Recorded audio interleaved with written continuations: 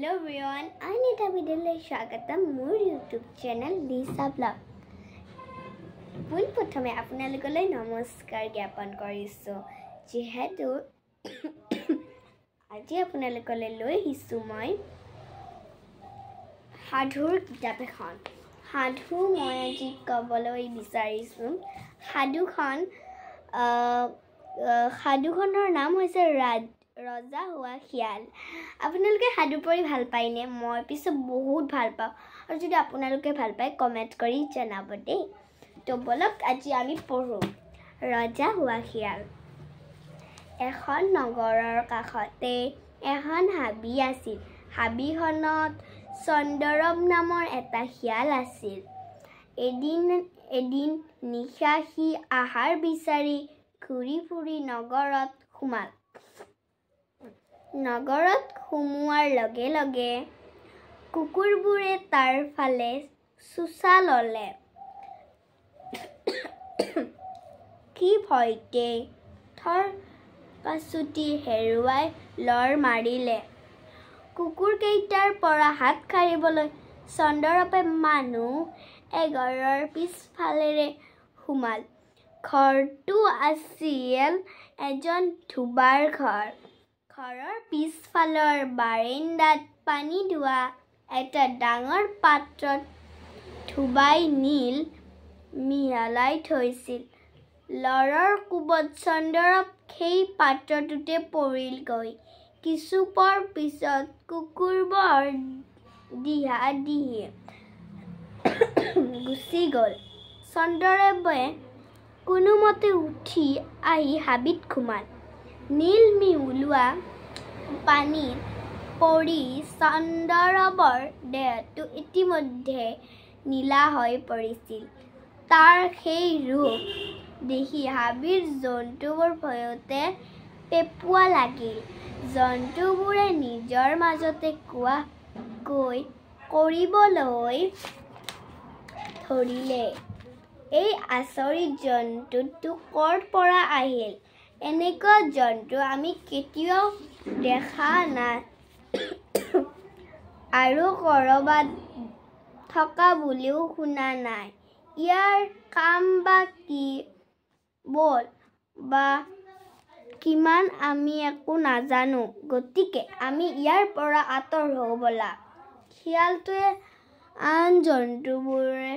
তাক দেখি ভয় কৰা বুলি জানি ক'বলৈ ধৰিলে হেৰা পগুগণ তোমালোকে ভয় নকৰিবা মই চন্দৰব দেৱৰাজ ইন্দ্ৰাই মোক তোমালোকৰ ৰজা পাতিছে মোৰ আশ্ৰয়ত তোমালোকৰ একো ভয় নাই মই তোমালোকক সদায় ৰক্ষা কৰিম তোমালোকে কেৱল মোৰ সকলো আজ্ঞা পালন কৰিবা চন্দৰবৰ কথা শুনি সিংহ ঢেকীয়াপতীয়া বাঘ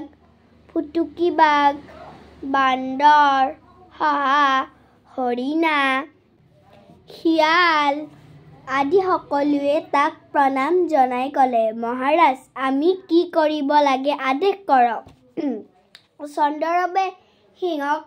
মন্ত্ৰী বাঘক প্ৰহৰী হাতীক দুবৰি আৰু বান্দৰক ছত্ৰধাৰী পাতিলে সিংহ আদিয়ে জন্তু মাৰি আনি তাৰ আগত পেলাই দিয়ে সিও সেইবোৰ ৰজাৰ দৰে ভোগ কৰে চন্দৰবৰ ৰাজসভাত নিত জন্তুবোৰে বিভিন্ন নৃত্য গীত পৰিৱেশন কৰে এদিন চন্দৰবে এটা বান্দৰক হাবিত থকা গান গাব পৰা নতুন জন্তু চৰাই কিছুমানত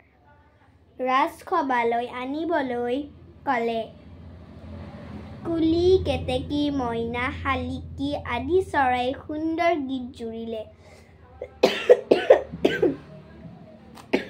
সেই গীতৰ তালে তালে বান্দৰ হৰিণা ভালুক আদিয়ে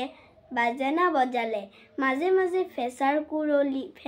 কুৰলি সেই অনুষ্ঠানলৈ গীত গাবলৈ এজাক শিয়ালো আহিছিল প্ৰথমে আটাইকেইটা শিয়ালে ডাঙৰকৈ হোৱা দিলে। বহু দিনৰ মূৰত আপোনজনৰ মাত শুনি চন্দ্ৰৰৱে আপোন পাহৰা হৈ সিহঁতৰ লগত হোৱাকৈ চিঞৰিবলৈ ধৰিলে। চন্দ্ৰৰৱৰ আচল ৰূপ দেখি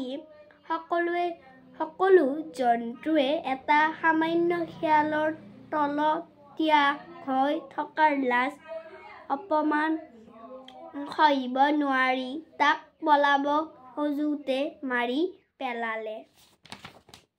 তো আজিলৈ এইখিনিয়ে, ধন্যবাদ। আৰু সাধুটো শুনি কেনেকুৱা লাগিলে কমেণ্ট কৰিব। আজিলৈ বাই বাই।